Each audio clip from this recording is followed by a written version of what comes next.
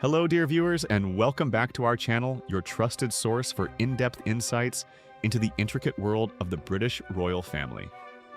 Today, we delve into a subject that has sent ripples of concern through the very heart of the monarchy, the increasingly strained relationship between His Majesty King Charles III and his heir, Prince William. This is not just a casual disagreement. We're talking about a rift so profound, so icy, that father and son reportedly barely speak to one another, with most of their essential communications now mediated through their private secretaries, rather than face-to-face heartfelt conversations.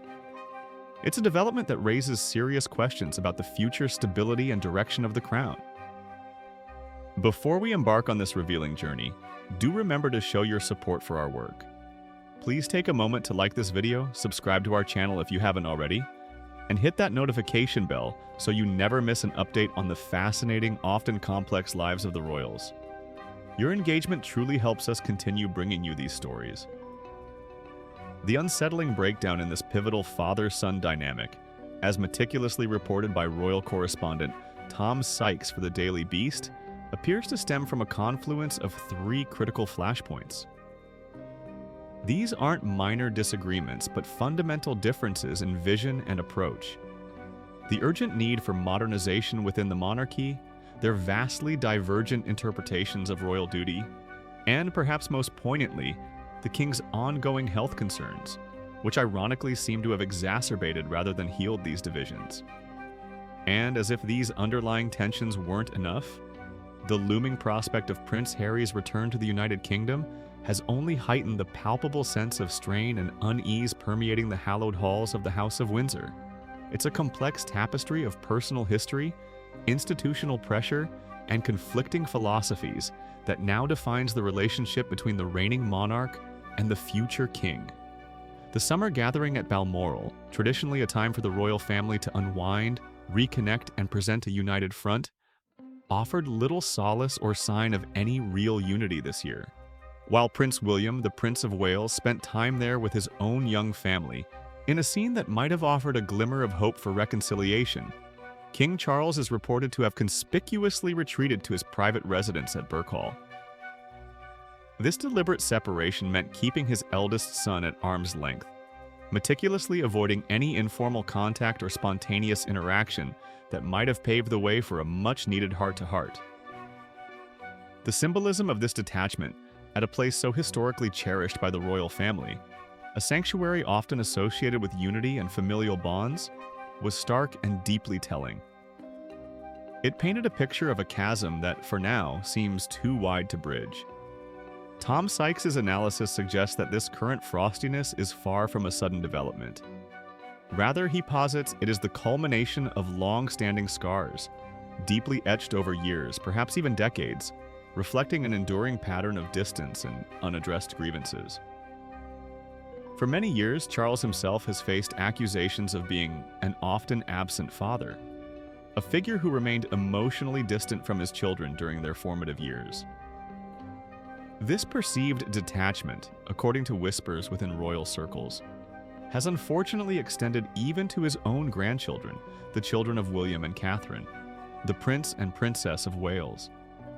It creates a poignant parallel, a sense of history repeating itself, where the king's own upbringing, marked by a similar emotional reserve from his parents, may have inadvertently shaped his capacity for paternal warmth and closeness.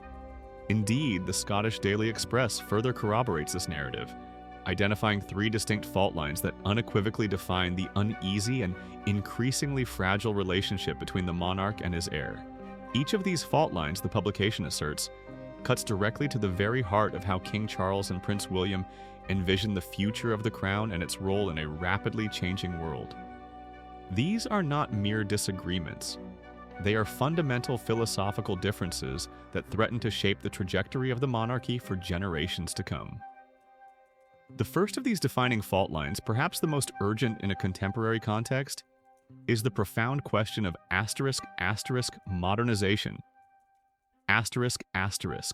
Prince William reportedly harbors a strong conviction that his father's nascent reign is already lagging behind the curve, weighed down by an adherence to excessive pomp and almost unyielding grip on archaic tradition. and King Charles's well-known fondness for an array of ceremonial uniforms and the opulent ermine robes that have characterized royal attire for centuries. In Prince William's eyes, this unwavering devotion to the old ways, while perhaps deeply rooted in his father's personal history and respect for the past, unfortunately leaves the monarchy appearing increasingly out of touch with the realities of modern society. At a time when public perception and the institution's continued relevance are, to William's mind, absolutely everything, this perceived resistance to change is seen as a significant impediment to the crown's long-term viability and popularity.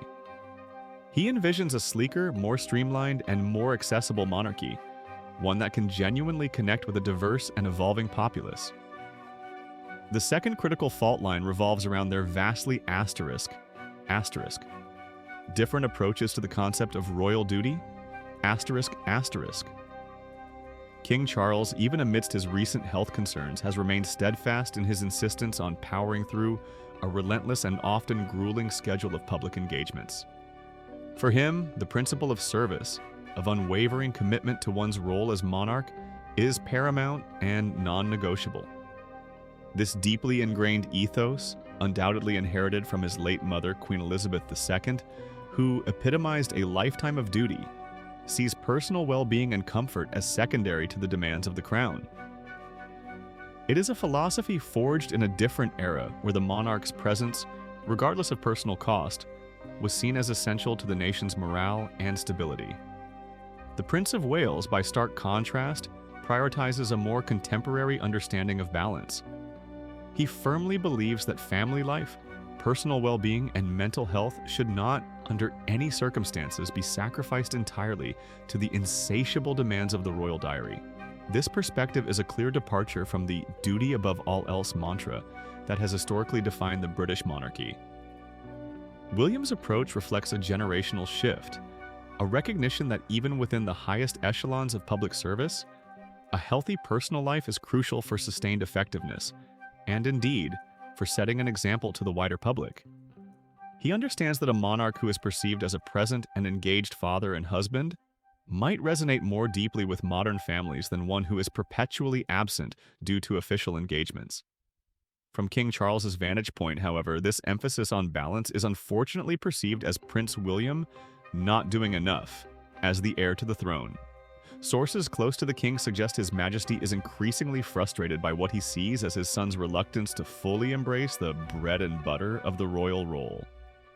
This bread and butter refers to the often less glamorous but fundamentally vital engagements that involve showing up across the country in all weathers to meet the public, open facilities, and support countless charities. Instead, the king feels William appears to give precedence to his family life and a more selective approach to his public duties. This difference in perspective highlights a profound ideological divide. For Charles, duty is a constant, omnipresent commitment. For William, it is a significant part of life, but one that must be balanced with personal responsibilities and well-being. The king, having waited decades for his turn, may feel a heightened urgency to demonstrate a robust, traditional form of monarchy, and sees William's cautious approach as a potential weakening of the institution. These deeply rooted clashes have, on occasion, already spilled into the public eye, offering glimpses of the underlying tension. Earlier this year, for instance, Prince William reportedly had to be significantly persuaded, rather than readily agreeing, to attend the solemn funeral of Pope Francis. This public reluctance, however subtle, sent a clear message to those within the know, suggesting a deeper friction than merely scheduling conflicts. It raised questions about his willingness to engage in certain traditional, high-profile diplomatic duties, especially when they might conflict with other priorities. Behind the imposing palace doors where the true intricacies of royal life unfold, insiders paint an even more stark picture. They describe the relationship between father and son as unequivocally tense, difficult, formal, and fraught. This is not merely a professional working relationship, it's a familial bond under immense pressure, strained by historical context, differing visions, and the immense weight of expectation that comes with being the future of a millennia-old institution. The formality suggests a lack of genuine warmth or spontaneity, a carefully constructed interaction governed by protocol rather than affection. Yet despite these undeniable difficulties, friends of Prince William are quick to insist that he remains, at his core, a loyal soldier. This description implies a deep-seated respect for the hierarchy of the monarchy and an understanding of his eventual destiny. He is not, they argue, seeking to undermine his father's reign, but rather to shape the monarchy into a form he believes will be more resilient and relevant for the 21st century. He respects the institution and his place within it, even as he grows ever more firm and unwavering in his own convictions.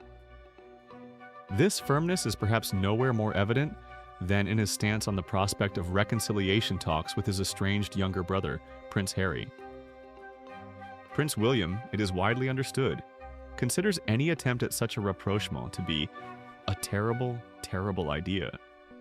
This unyielding position speaks volumes about the depth of the hurt and mistrust that has festered between the brothers, and William's clear belief that such a move would be detrimental, perhaps even dangerous, to the stability and public image of the monarchy at a time when unity and clear leadership are paramount.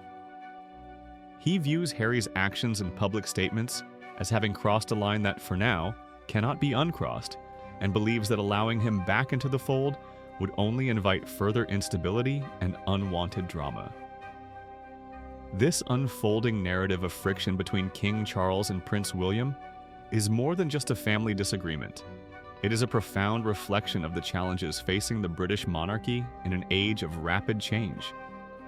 It highlights the inherent tension between tradition and modernization, between an unwavering commitment to duty and the growing recognition of personal well-being, and the complex interplay of personal history and public expectation.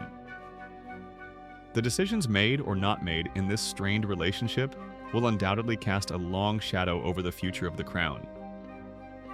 This ongoing situation certainly gives us much to reflect upon regarding the future trajectory of the monarchy.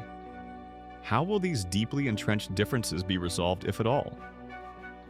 What kind of monarchy will emerge from these challenging times? And what role do you, our discerning viewers, believe the royal family should play in modern society? We eagerly await your thoughts on this complex and crucial topic. Please share your opinions and insights in the comments section below. What are your thoughts on the King's approach to duty versus William's? Do you believe the monarchy needs a more radical modernization? And how do you see the future of the royal family unfolding amidst these tensions? Your perspectives are invaluable to our community. Don't forget to like this video, subscribe to our channel for more royal updates, and join us for our next deep dive into the fascinating world of the British monarchy. Thank you for watching, and until next time, take care.